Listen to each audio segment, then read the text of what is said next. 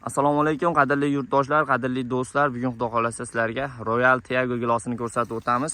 4 yoshli daraxtimiz kapelli sistemada sug'orilgan. Bu mevani olganini qaranglar.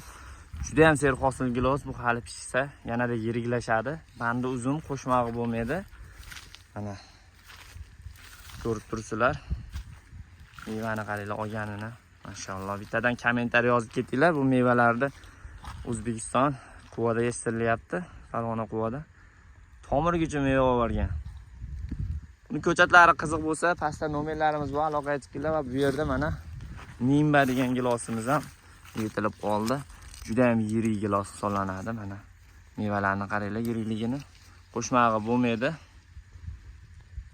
Qaranglar, tomirigacha meva olyapti bu gilosda. Yangi sort giloslarimiz juda ham zo'r chiqyapti hozirgi kunda.